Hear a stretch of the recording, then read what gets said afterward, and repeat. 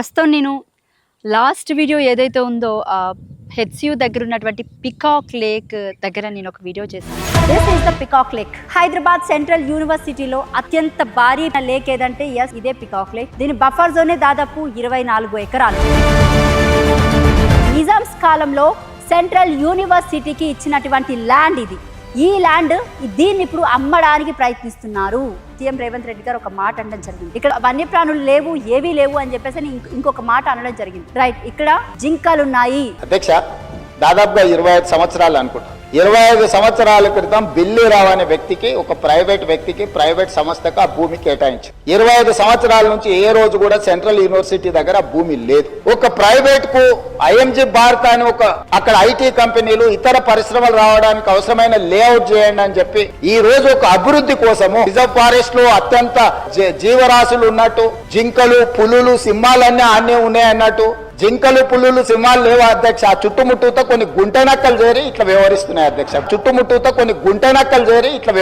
అధ్యక్ష. అంటే దీని గురించి అసెంబ్లీలో ప్రస్తావించారు కాబట్టి ఇక్కడ నిజంగానే గుంటనక్కలు లేవు అని ప్రూవ్ చేయడం మాత్రమే నా కర్తవ్యం.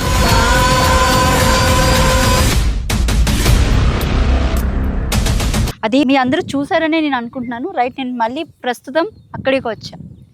ఎస్, చూడండి ఎంత అందంగా కనబడుతుంది. చూడండి పక్షుల సౌండ్స్ కానివ్వండి, లేకపోతే నెమళ్ళ సౌండ్లు, ఎంత ఎంత బాగుంది చూడండి. అసలు పికాక్ లేక్ ఇక్కడ ఇంత అందం. అంటే దీని బఫర్ జోన్ లాస్ట్ టైమే నేను మీకు చెప్పాను కదా, దీని బఫర్ జోనే దాదాపు 24 ఎకరాలు. సో ఈ ఐఎంజీఏ భూముల విషయంలో 840 ఎకరాల్లో 400 ఎకరాలు హెచ్సిలో ఉంది.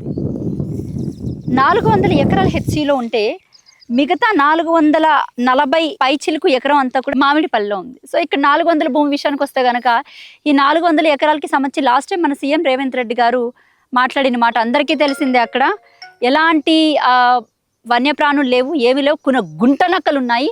గుంటనక్కల్ని అక్కడి నుంచి తరిమేసే ప్రయత్నం చేస్తానని అన్నారు రేవంత్ రెడ్డి గారు. నేను సూటిగా ఒక క్వశ్చన్ అడుగుతున్నాను. ఇక్కడ మీరు అసెంబ్లీలో మాట్లాడిన దగ్గర నుంచి ఈ రోజు వరకు కూడా మీ కంటికి ఒక్క జింక కనిపించలేదా?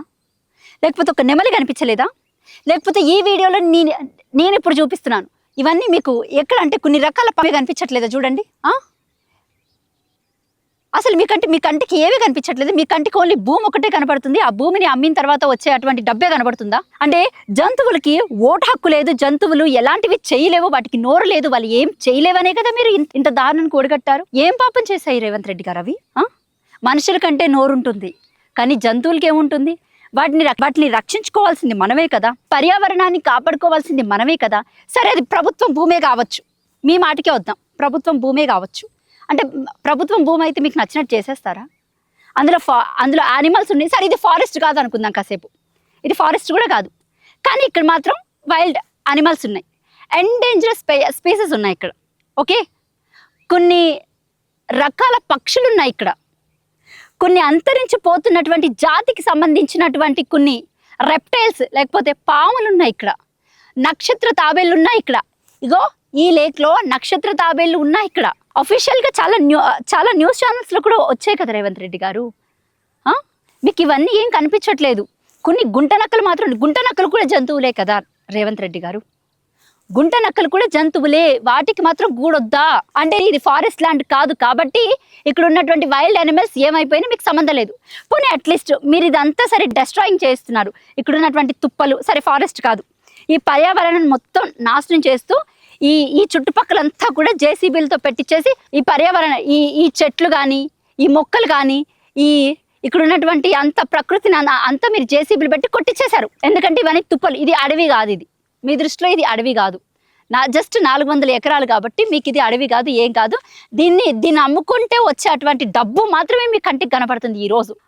ఇక్కడ ఉన్నటువంటి పరిస్థితులు చూస్తుంటే ఇప్పటికీ మీరు ఎంత దారుణంగా కొట్టారంటే, మీరు చూడండి, ఇందాక ఒక నెమల్ని చూశానండి. ఐ థింక్ ఇప్పటికీ ఆ నెమలి అక్కడే ఉంది. దానికి ఎటెల్లాలో తెలియక అది అక్కడ చూడండి ఎంత దీనంగా కూర్చుందో ఆ రాయి మీద, ఆ పెద్ద రాయి మీద. అంటే వాటి ఉన్నటువంటి గూడిని చెదరగొట్టడానికి హక్కు ఎవరిచ్చారు మనకి? ఎవరిచ్చారు? ఇది నాది కాదు, మీది కాదు, ఇది ప్రకృతిది. ఒక్కటి మాత్రం చెప్తున్నాను, గుర్తుపెట్టుకోండి, ప్రకృతి జోలికి వెళ్ళిన ఎవ్వడు కూడా ఇప్పటి వరకు బాగున్నట్టు చరిత్రలో లేదు. పోయి పోయి ప్రకృతితోనే పెట్టుకుంటున్నారు. రాసుకోండి, ఇదే ప్రకృతి మీకు బుద్ధి చెప్పకపోతే ఆ రోజు చూద్దాం. రైట్, ఈ 400 ఎకరాలకి సంబంధించి ఇందాక హైకోర్టులో ఆర్డర్స్ కూడా వచ్చాయి.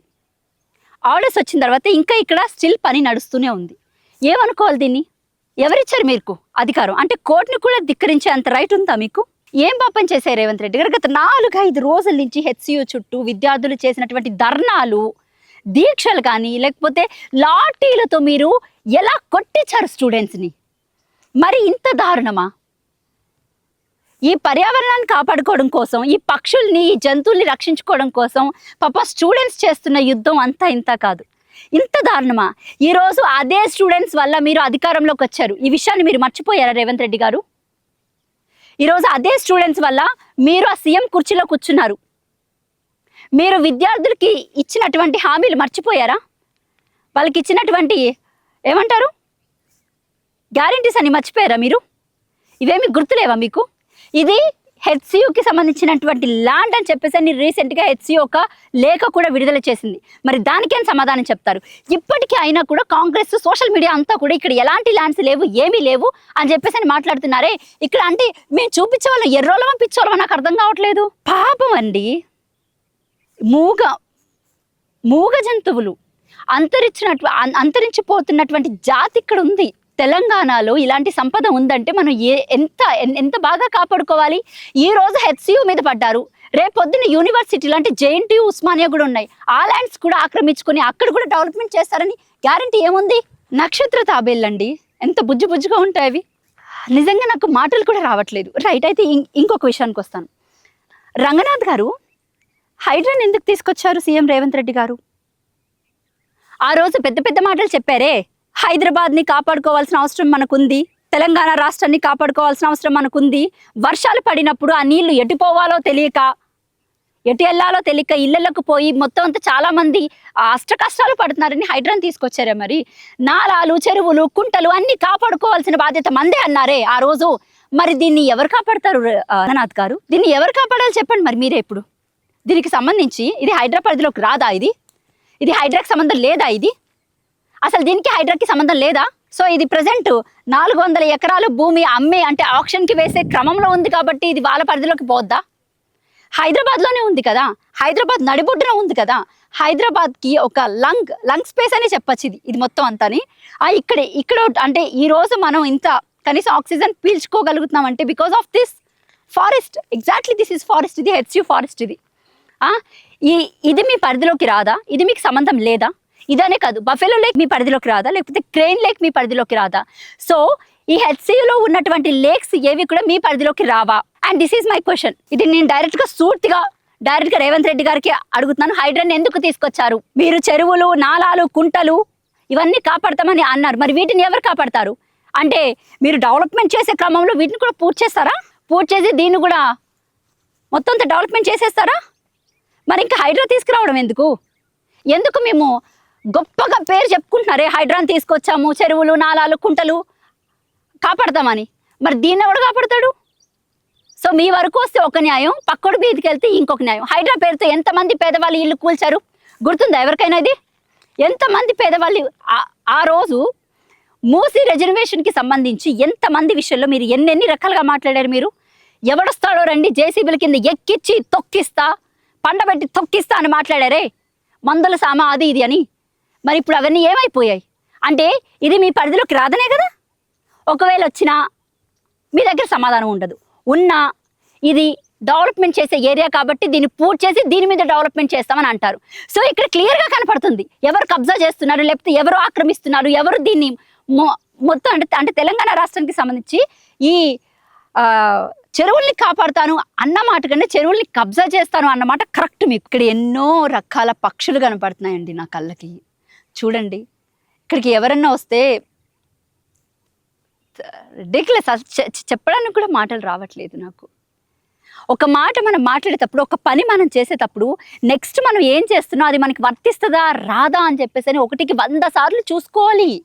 చూసుకోకుండా ఏది పడితే అది మాట్లాడకూడదు, ఏది పడితే అది చేసేకూడదు. చేస్తే మళ్ళీ అది మనకి తిప్పి బూమరాంగ్ అంటారు కదా, బూమరాంగ్ అవుతుంది. సో ఇది హైడ్రాకి వర్తించదు, అంతే కదా.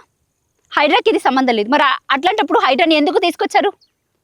ఇంతమంది పేదవాళ్ళు ఇల్లు కూలగొట్టారు కదా, మరి అప్పుడు హైడ్రా రాలేదా? అప్పుడు హైడ్రా ఉంది. సో దీన్ని కాపాడడానికి హైడ్రా మాత్రం రాదు. రంగనాథ్ గారు ఏం చేస్తున్నారు? మీరు ఏం చేస్తున్నారు? దీనికి మీకు సంబంధం లేదా చెప్పండి. ఇక్కడ నేను లాస్ట్ టైం వచ్చినప్పుడు ఈ ప్లేస్లో ఎగ్జాక్ట్గా ఈ ప్లేస్లో కొన్ని నెమళ్ళు తిరుగుతూ ఉన్నాయి. సో మేము రావడం అవి భయపడి లోపలికి వెళ్ళిపోయి ఎగ్జాక్ట్గా ఈ మొత్తం కొట్టేసిన చెట్లు రాళ్ళు అన్నీ ఉన్నాయి చూడండి, రాక్స్ అన్నీ ఆ ప్లేస్లో కనిపించాయి నాకు. ఆ లోపలికి వెళ్ళిపోయాయి. పాప నిజంగా నాకు ఇప్పటికీ అనిపిస్తుంది ఆ నెమలి అక్కడే ఉంది. ఇంతసేపటి నుంచి నేను ఇక్కడే ఉన్నాను, ఆ నెమలి అక్కడే ఉంది. దానికి ఎటు పోవాలి ఇప్పటికీ తెలియట్లా. వీటిని కాపాడుకోవాల్సిన అవసరం మనకి లేదు. నా కళ్ళతో నేను చూశానండి 10-15 జింకల్ని హెచ్సి లోపలికి వెళ్ళినప్పుడు. నా కంటికి కనిపించిన జింకలు మీ కంటికి ఎందుకు కనిపించట్లేదు అంటే ఆ వీడియోస్ కానీ ఆ ఫుటేజ్ కానీ అంత అబద్ధం. కాంగ్రెస్ పార్టీకి సంబంధించిన ప్రతి ఒక్కరి దృష్టిలో అదంతా పచ్చి అబద్ధం. ప్రభుత్వానికి సంబంధించిన వాటిల్లో అందరికీ కళ్ళు ఉన్నాయి, మీకు మాత్రం కళ్ళు లేవు. అందరికీ వినపడుతున్నాయి, మీకు మాత్రం వినిపించట్లేదు. మీకు అభివృద్ధి ఒకటే కనబడుతుంది. ఇంత నాశనం చేసి ఏం డెవలప్మెంట్ చేస్తారండి? I'm so sorry. నేను ఇంత అగ్రెసివ్గా మాట్లాడడానికి రీజన్ దట్ 4 days నుంచి నా మనసులో నేను పెట్టుకున్నటువంటి బాధ. ఇక్కడ నేను ఫ్రమ్ డే 1 నుంచి ఐఎమ్ క్వశ్చనింగ్ గవర్నమెంట్, ఎందుకు ఇదంతా చేస్తున్నారు? దిస్ ఈజ్ నాట్ రైట్, ఇది కరెక్ట్ కాదు. ఇక్కడ జంతువులు ఉన్నాయి, ఇక్కడ చాలా రకాల పక్షులు ఉన్నాయి, ఇక్కడ ఎండేంజర్ స్పీసెస్ ఉన్నాయి, ఇన్ని ఉన్నాయని నేను చెప్పడానికి మీకు చాలాసార్లు ట్రై చేశాను. నేను ఎక్స్ త్రూ కానీ ట్విట్టర్ ద్వారా కానివ్వండి, లేకపోతే వీడియోస్ ద్వారా కానివ్వండి, నేను డే 1 నుంచి మీకు నేను ప్రయత్నం చేస్తూనే ఉన్నాను. నేను అసలు స్టూడెంట్స్ ప్రొటెస్ట్ చేయడంలో తప్పే లేదు. సరే, ఇక్కడ నిజంగానే ఎలాంటి ఫారెస్ట్ ల్యాండ్ లేకపోతే ఎందుకు ఇంత పెద్ద ఎత్తున ఈరోజు ధర్నా జరుగుతుంది? ఎందుకు ఈరోజు ఇంత పెద్ద ఎత్తున ప్రతి ఒక్కరు స్పందిస్తున్నారు? సో మీరు చెప్పేవి మాత్రమే నిజాలు, ప్రపంచమంతా అబద్ధం. మీ దృష్టిలో మీరు ఒక్కరే కరెక్ట్, ఇంకెవ్వరు కరెక్ట్ కాదు. రైట్. నేను ఇదే వీడియోకి సంబంధించి, ఇదే హెచ్సికి సంబంధించి అసలు స్టూడెంట్స్ పడ్డ అటువంటి బాధలు ఏవైతే ఉన్నాయో నేను చూపించే ప్రయత్నం కూడా చేస్తాను. స్టిల్ హైకోర్టు నుంచి ఆర్డర్స్ వచ్చాయి కాబట్టి ఇంకా లోపల ప్రొటెస్ట్ అయితే చేస్తున్నారు. బట్ నేను వాళ్ళ దగ్గరికి వెళ్ళి వాళ్ళని అడిగే ప్రయత్నం కూడా చేస్తా.